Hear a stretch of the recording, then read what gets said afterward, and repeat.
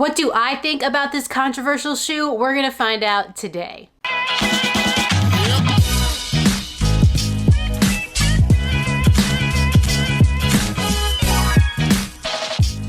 Good morning, YouTube. What's up, everybody? Hope you're safe and healthy and happy and doing okay. We're a day late on this video, but better late than never. And today we're gonna talk about a shoe that when I first saw it, I thought it wasn't a running shoe at all. It was giving lifestyle, it was giving sneakerhead, it was pretty much giving anything other than running. But after I saw Believe in the Run's review on this shoe and a couple other people on social media, I figured that I kinda had to give it a chance. And it was intriguing, I'm not gonna lie. So I ended up getting my own pair, and here we are today with the review of the Nike Pegasus Premium. See what I mean about lifestyle shoe? Before we get to talking about the Nike Pegasus Premium, I do want to ask that if you're not subscribed to this channel, if you could please go and do so. Every subscription counts and helps, and I noticed that some of you are watching the videos but aren't necessarily subscribed, so help your girl out and hit that subscribe button. And if one video a week on YouTube is not enough for you, then I suggest you go and follow me on Instagram at @RunLikeHeller, where I'm posting more running content, reels, and all that fun stuff that people post on Instagram. So go and follow me there at RunLikeHeller. Look at that zoom unit. Crazy. So if you've been following this channel for some time, it's no surprise I'm not a huge fan of the Nike Pegasus. It feels just a little flat to me, too firm. It's just not my type of running shoe that I tend to gravitate towards. So when I saw that the Nike Pegasus Premium was coming out, like I said, didn't really think it was a running shoe, but I was a little bit more intrigued because it looked like it had more foam. It had this full length Air zoom unit. And I figured, well, if I'm gonna like a Pegasus, it might be the Premium. To be honest with you, this shoe is pretty opposite of a Pegasus. Like, I'm not really sure why they call it a Pegasus. I think the idea here is that this is like the max cushion version of the Pegasus that you can put into your rotation. So if you want to use the Pegasus for your daily training, you want to use the Pegasus Premium for your long, slower distance mileage, and you want to use something like the Zoom Fly for your tempo days in racing, and then the Alpha Fly for your real racing, that's where this shoe would fit in. It's supposed to be that long slog, kind of easy mileage day shoe, which I tend to like.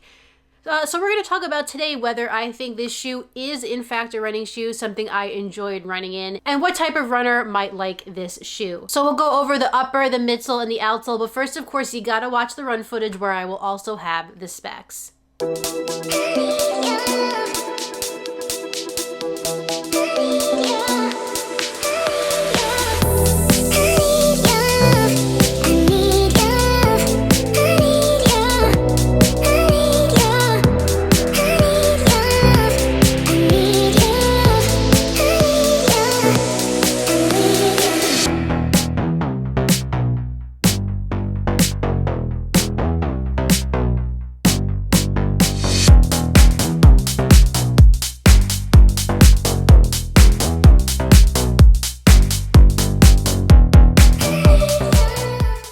Thing before we get started today, this shoe was sent to me by Nike. However, they're not going to see this video before you.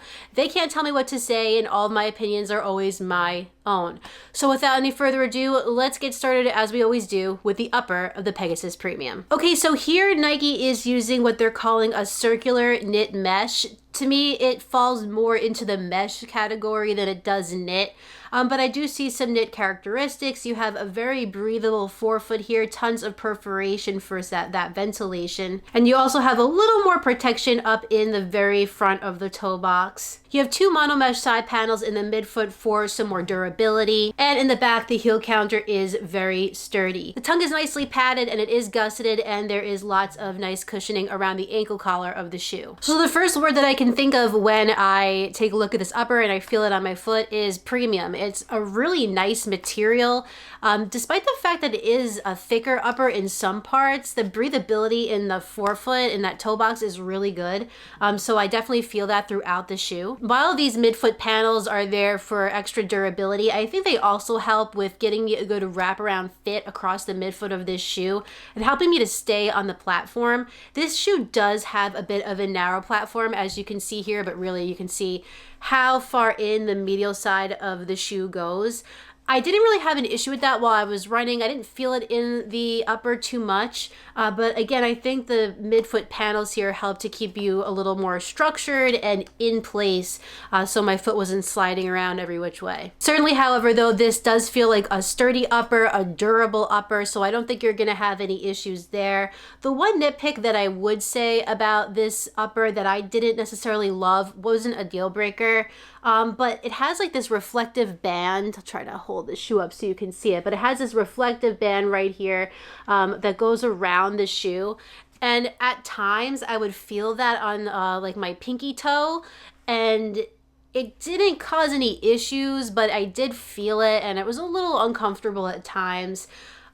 So maybe that I would get rid of if it were me making this shoe. It's not my favorite element of the upper, but overall as a whole, I think this upper is constructed really nicely. I think it's very comfortable and it's going to last a long time. And yes, this is a shoe that does look like a lifestyle shoe. So it is the kind of thing where you can wear it running, then go do your errands, grab a coffee, whatever it is that you do during your day, and you'll look like you're in style, I guess. You look like you're wearing an Air Max. So it's a win-win sort of situation if you're into that type of shoe. Mostly good things to say about the upper. Let's move down to the midsole. All right, so we have a lot of elements to talk about here in this midsole. The first thing is what sits right under your foot, and that is a nice thick layer of ZoomX foam. And probably if you're watching this, ZoomX needs no introduction to you, because that is the premium PIBA foam that Nike uses in all of their high-end top-tier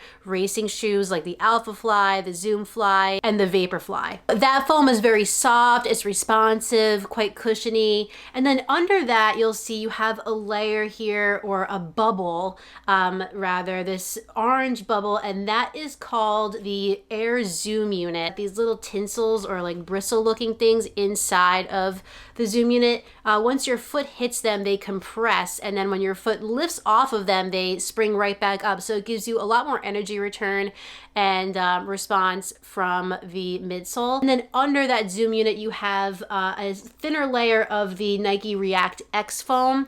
So React has been around for quite some time. This is React X. It just gives you a little more durability, I think firmness to this shoe, so it's not super sloppy. So I do also think it helps with the stability. I think that these full-length Zoom units can be kind of controversial. Some people think that they are gimmicky. Some people love them. I kind of fall into the category of enjoying them.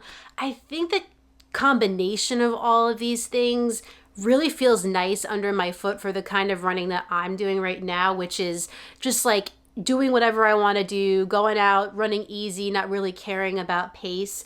You get that nice softness from the Zoom X, but you get that spring and that pop from the Zoom unit.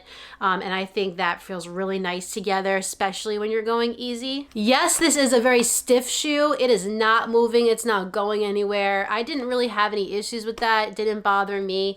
Another thing people seem to have an issue with is how heavy this shoe feels underfoot, but honestly, I didn't really feel like it made a big difference in my opinion. I knew going into it that this shoe wasn't going to be a lightweight shoe. This was not meant to be that. It's a cruiser, it's meant to cruise, it's not really meant for going faster and being a lightweight tempo beast of a shoe. Could you do tempo running in the shoe? Sure. Would it be my first choice? No, and it's not meant for that. You don't look at a Bentley and wish it was a Ferrari. So for what this shoe is, I think it does a really good job. It's very comfortable. It's a tank. It's gonna take those double-digit miles great.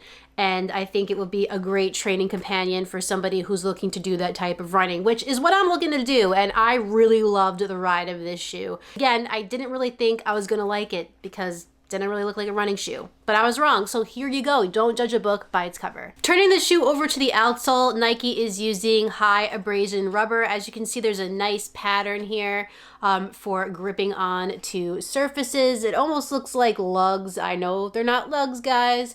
but they look like it and they feel pretty good on the wet pavement. I had to take it out on some of that. A little bit of ice, wouldn't necessarily recommend that. But for a regular day, it has a nice bite to it, grips onto surfaces, had no issues feeling like it was slipping out from under me. And all things considered, the rubber is holding up really well. Traction pattern is pretty good. I think some people would argue that the rubber is a little bit thick, which contributes to the stiffness of the shoe. That might be possible, but I think that overall this rubber does what it's supposed to do, and I am quite pleased with it. The Nike Pegasus Premium is $209.95 on runningwarehouse.com, which I know is probably a deal breaker for some for a trainer of this kind. No, it's not a racer. Yes, you are paying for the premium word in the name of this shoe. Do I think it's worth it? That's up for debate. There are other really good max cushion shoes out there that get the job done just fine. This is a great shoe. I really like a lot of elements of the shoe as a whole. I absolutely will be running in it more. I might tell you that it's worth a shot, but again, there are definitely other shoes that are much less than this in the max cushion category that can get the job done. So depends how much you want to spend on a running shoe, basically. If you're interested in picking up a pair of the Nike Pegasus Premium, I will put a link in the description of this video. You can click that link and pick up your own pair. Keep in mind, this will be an affiliate link with Running Warehouse. However, it doesn't mean much for you. It just helps out my channel so I can keep making these videos. All in all, the Nike Pegasus Premium surprised me. I think this is my favorite like daily trainer, regular mileage type of shoe that Nike has, and perhaps I will also wear it to the grocery store. What do you think of the Nike Pegasus Premium? Are you gonna pick up a pair? Did you already pick one up? Are you into it? Are you gonna pass? Let me know in the comments down below. I'd love to hear what you guys have to say. Well, everyone, that concludes this video on the Nike Pegasus Premium. If you enjoyed it, please like it down below and subscribe. And when you're done with all that, hit the notifications bell so you can find out every time I upload a new video. But I wanna know, do you like the look of this shoe? Is this up your alley? This is not really the kind of shoe you're digging. I gotta know about the look, so what do you guys think? Have another video for you next week, but in the meantime, get out there, get on the grind, and don't forget to run like heller. See you next time.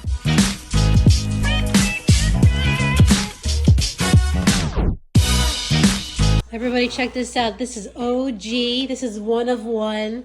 Run like heller dog sweatshirt. I made these for a period of time, and I'm pretty sure Poppy right here is the only one with the one. So thanks, Jen, for supporting. And thanks, Poppy, for being an original. Ruby doesn't even have one. Isn't that right, Ruby? Scooby.